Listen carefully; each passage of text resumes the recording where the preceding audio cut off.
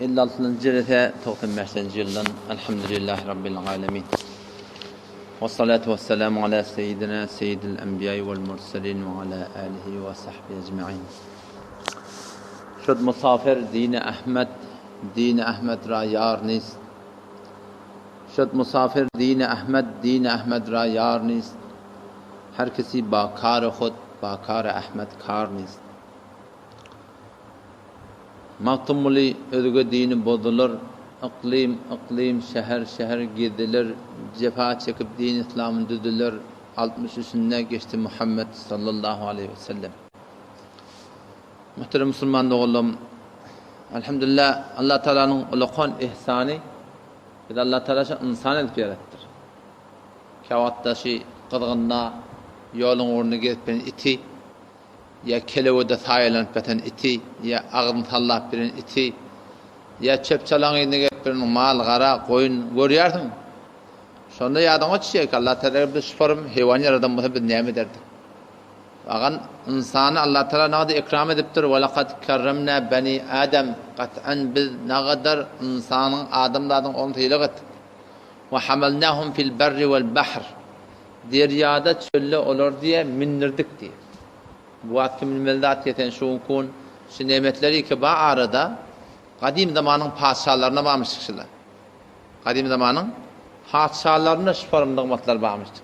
Öy şifarım geceti günlüğü diye alak. Soğuy mavata devenden soğuyup belirlemiştik. Bizdeki öldüğü keşi bulağlayan. O zaman onlara beylen şeylerin odun getirip belirlemiştikler.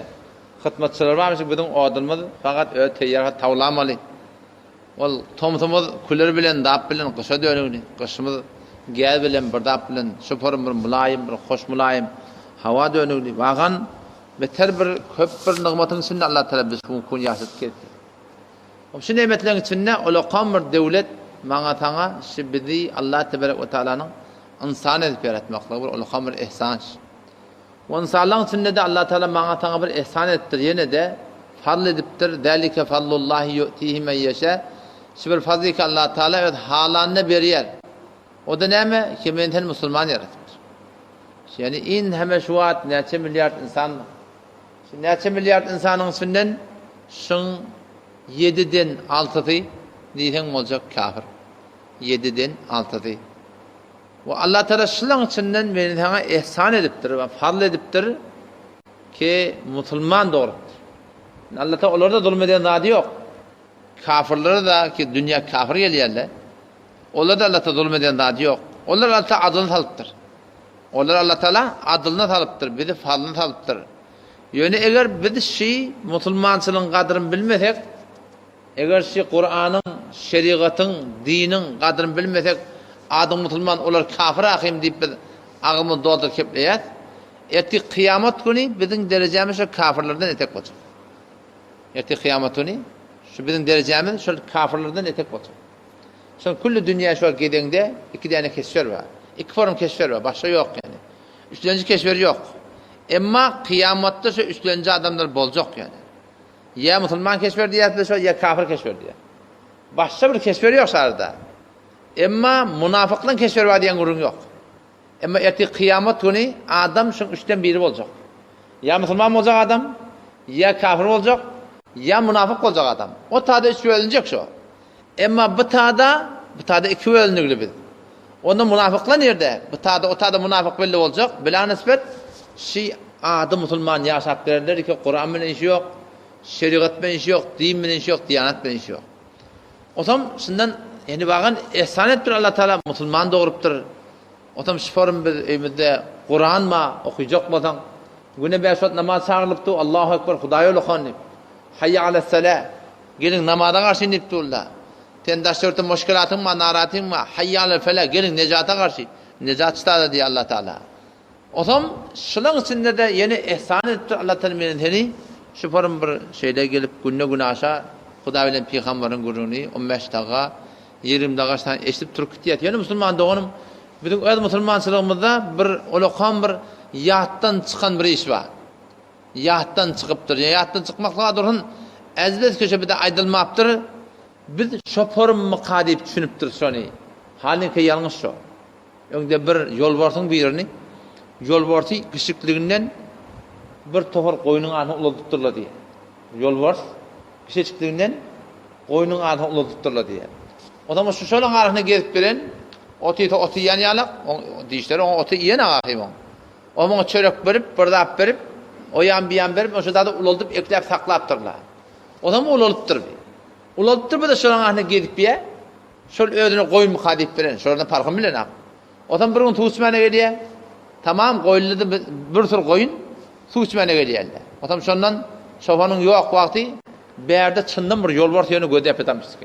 Şu koyunun bir haçan bir alıp olur kadip. Şondan sürü koyun üysenin şu koyunna bir canavar ağlaya da bırdap bağlanır. Şu taş çevir yayınap duran bırdap bağlanır ağlaya.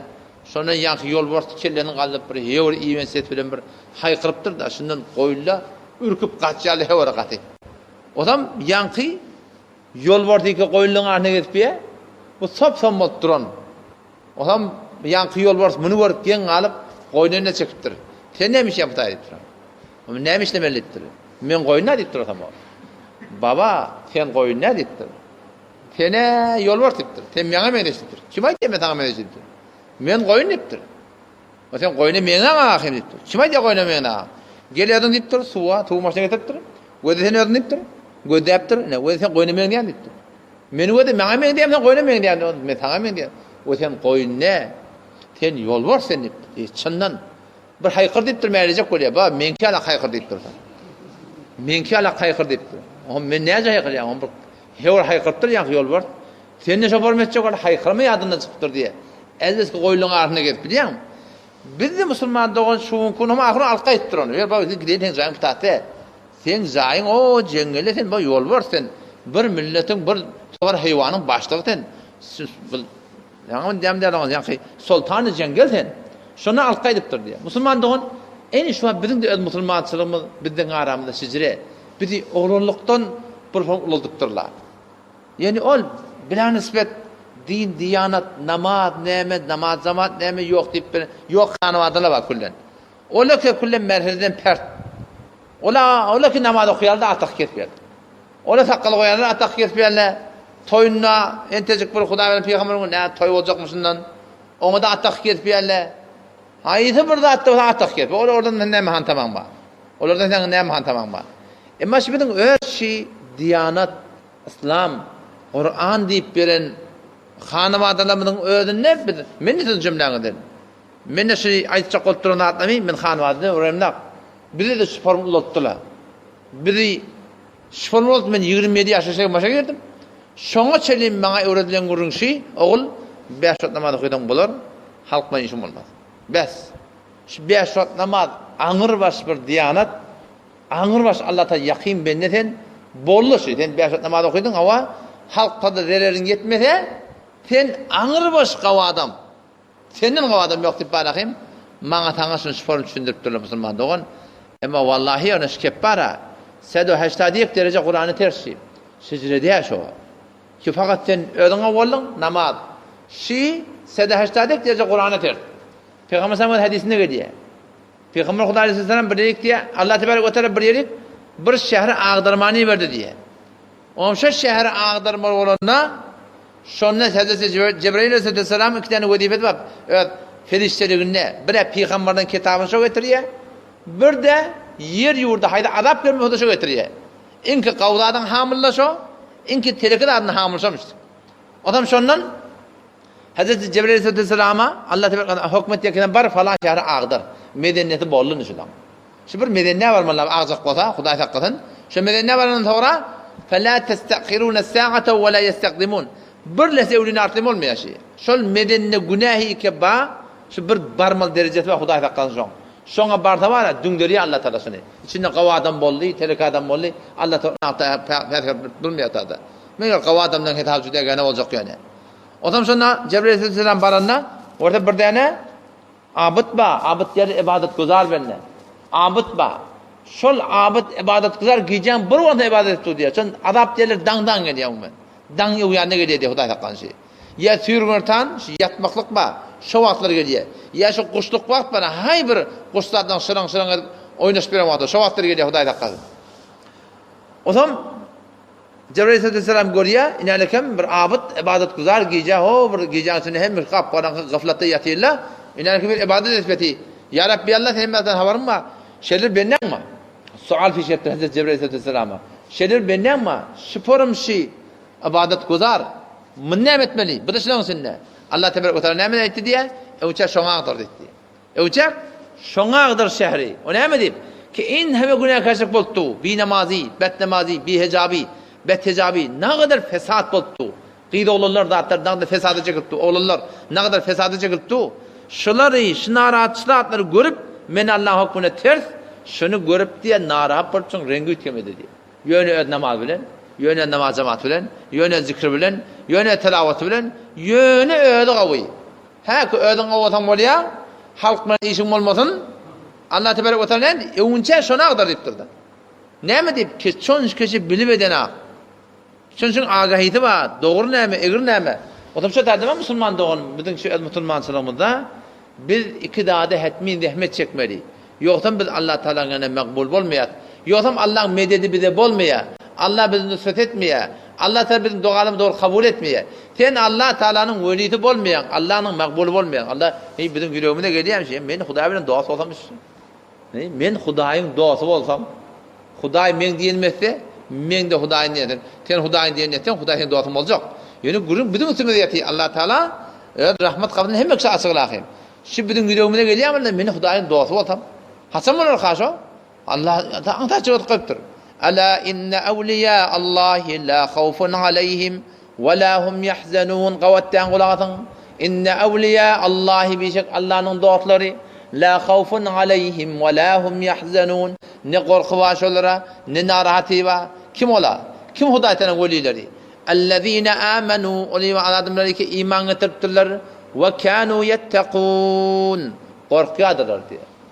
İmanlar ba korkuyadırlar diye. Ne miden korkmalı? Hudayın velisi olacak olan günah etmeden korkmalı. Takva ihtiyar etme, takva diğerleri Allah tebarek ve teala bilen Peygamberimizin aydan dağıtlarına ters olsa ştada halka uğra olmalı. Ştada ile uğra olmalı. Ştada nefte uğra olmalı. Ştada ayağına uğra olmalı. Ştada hemtaya uğra olmalı. Ştada hiç kim uğra olmalı. Ellezine amenu uladımdaki iman getirdiler. İman yerleri yani anam ettiren şeyle şey. Şu an ne kadar dağıtlar biliyet edip de. O ne kadar dağıtlar bilem de.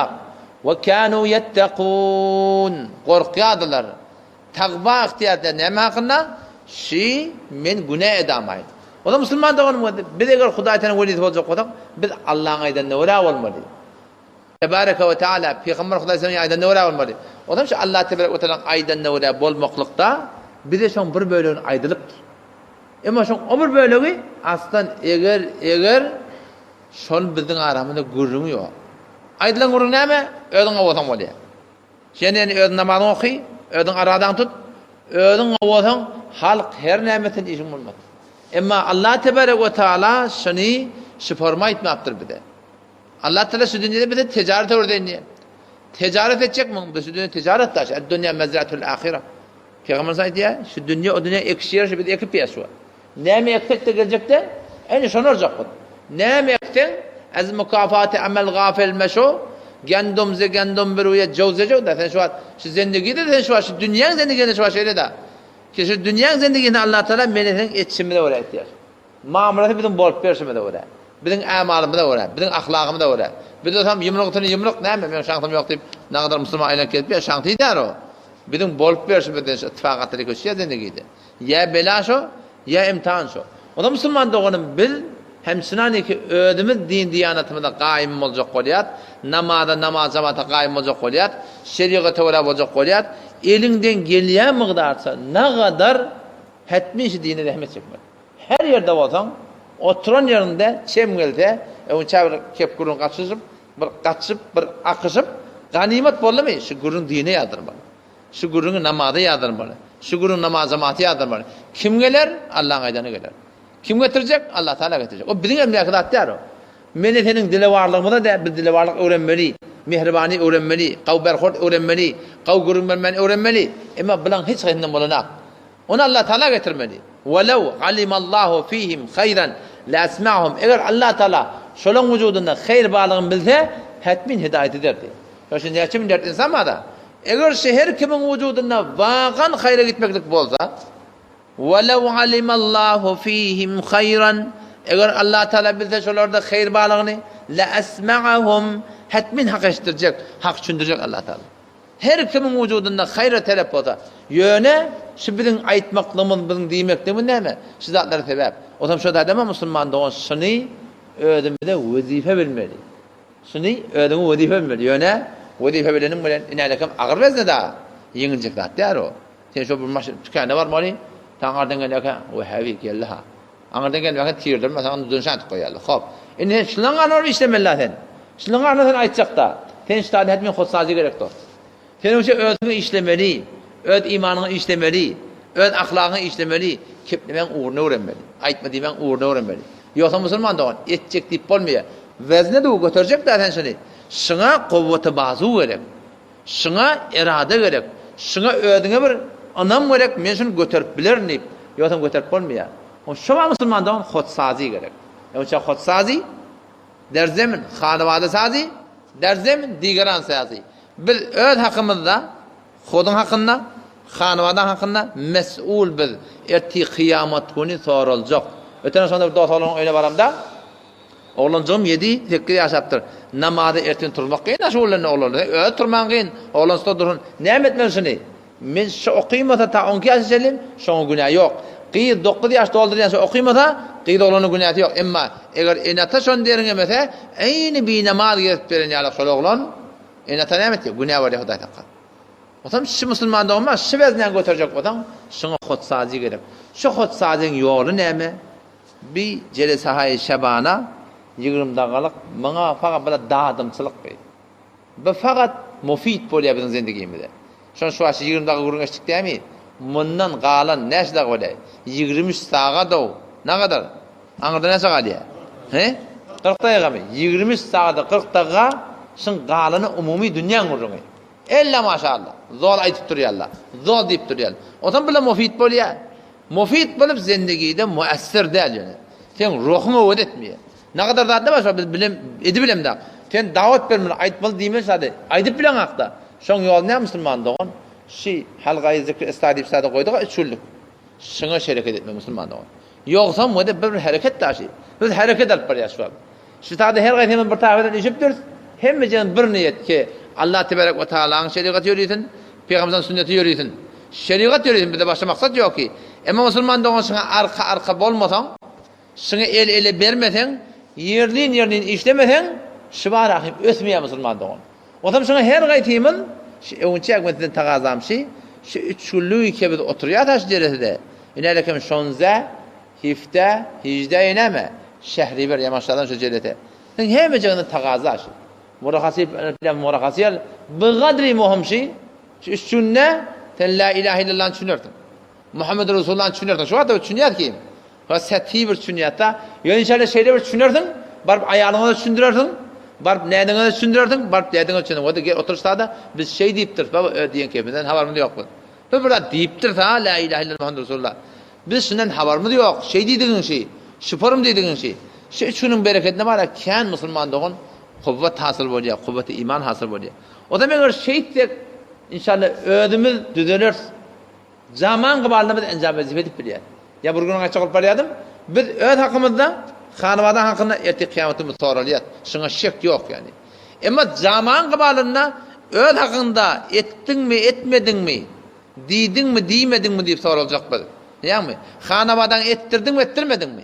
Näni ettirmedin? Näme ettirdin? Soruljak şey. Öd hakkymyzda hanıvadan hakkında. Ama zaman gıbalında bizim memuriyetimiz var. Aýtdyň mı aýtmadyň mı? Bes. Şunu soruljak biz. Ettin mi ettirmedin? Ya Allah bizden doğru mu diýetler? Hanıvada bizden doğru mu diýetler? Aýala jaýynda zor, oğluna jaýynda zor, gyzynyna jaýynda zor, ödüňe de zor. Hudaý Taala şeriatynda durjak bolan, hiç kim hewatyny ertine namaza geler akşy bar. O bir zor bilen turýanda, zor bilen, ya. Şu bir kilo ýarym paton turjak bolan aşağıdan zor bilen turýardy. Ödüňe de zor etmeli. Eliň aşagyny näkile süýjülüge gulak atmada, hay tüýte gulak atmada, yine bir daha da gulak atmada, onlar da zor etmeli. Erti kıyamatın soruljak şey. Ettirdin mi ettirmedin mi? Ayttirdin mi ayttırmadın mı? Boldurdun mu ya boldurmadın mı? Emma Müslüman doğan zaman gıbalında biz memuriyetin var. Fakat ayttın mı aytmadın mı? O zaman şu ayttın mı aytmadığına da duracak bolsam, doğru enzam vazifet etme olacak. Ettin mi ettirmediğine duracak bolamam, doğru duracak bolsak Müslümandan. Şun behterin davatı ne mi? Şu halgı zikri islah. Şu 3 gün 2 gün mesleği oturuyor da. Şunda bir nuraniyet var. Babar bir kez de gurun verip yer. Bir kez maaşı erten zamanı Allah'tan tevfikini dua diğer verip barda. Hadi başımdaki yıkıltırış kesip yaşta da. Şöyle 3 gündeki bir nuraniyet başarıda yok. Ben göremek de orada. Şu 3 gün 2 gün mesleği oturuyordun. Şu ferişlerin mahvuli. Sünnetin bu kadri nuraniyetin artıyor. Bu kadri imaniyetin kavi oluyor. Bu kadri ten fikrin açılıyor. Baştaki gurun vermeden CD vurmadan burada hatta Müslümandan şahsı ben ödüm hasıl olarak yani. Men şahsı ben ödüm şu başarı tapamak da orada. Adam şu tayda inşallah var şu hakkında himmet edeydi yani. Şimdi ödümün de şu ödüm başka adam yok. Başka eçek oturan adam yok. Defeden ferişe oturana ya başar mahluk edecek onu tutarken dinle. Şimdi iki tane vazifemiz var. Bendi gibi etmeli, namayendik etmeli dinin kabalında. Şu cemaat, hak cemaat ösmelilen şey. Eşek oturan Ahmet diye rahmet isteye, önce Ahmet ödüne Müslümanlar. Önce men olgu olmalı, men hanım adam olgu olmalı. Ta cemaat düzeltin biliyor musun? Muvaffakiyet kim geldi Allah Teala'nın kim ki Hudaý Teala tawfik berse şol gelir. Adam şu taydan hem jiginin taqaza inşallah şol yadında bolsun. Hifte, hicde, yaşonuzda hifte hicdeyi şehriber. Qurbanlıktan bir hafta önce. Şu tayda 3 gün var. Şoň inşallah hemden taqaza niyet edin. Ve ondan dua edin şoň hakkında. Ya Allah asan etsin bize. Şimdi dua etmeden aslen bolmadı hewleğin. Yani tarih 3 hafta bundan sonra geldi de Hudaý meniz var kümmetten bir tane oğlum bilen geldi şey müşkili var ruhiyeti falan böyle şeyler. O bunda gurneş bolluk. Elhamdülillah ganimet açıldı Kur'an'ın bereketinden. Ondan sonra ben ona sen geldi dostum. Haçan falan. Men hetmin gelir diye da. Men hetmin diysen diye sen şuna dua et dedi. Sen şuna dua et dedim şun düşmanı ken şu yolun. Şun gurrun ken. Tan istafla yandır, miri tavır yandır. On nihayetten şol gelilmen kalır. Ama aytıptır da şu akım burada bileymiş dedi. Ontu miri, ontu bir marsanı yeni burada kırdım otur. İnne barhan doğrulanandır. Daha da yani Amoranda dua olanma. Ona ben hem hizmetim. Bilece 20 saat hizmet Tehran'da. Ona ben her şeyini barayan geri gideydi. Namazı okuyayım ben ya Kur'an'ı. Bolya şirket vardım gelene. Yine barayan bir ayda kadem falanmışım falan barayan gel dost. Hatmim baran. Ne böyle ben bardım. Yeni gittiyen yeni gelene. Ahir 3 taraf 4 taraf ben bilemem ne taraf olan. Ahir bir baba gellerden gelecek. Ben şirket hatmim baracak dedi. Bolya biz adam seçemme, çarşembe, perşembe. Nerede cumhur kayıtmalı? Perşembe ikinci yakı geldi. Selamun aleyküm. Neyse yeni giyecek ağladı gelecek. Aytma orada dostuydu.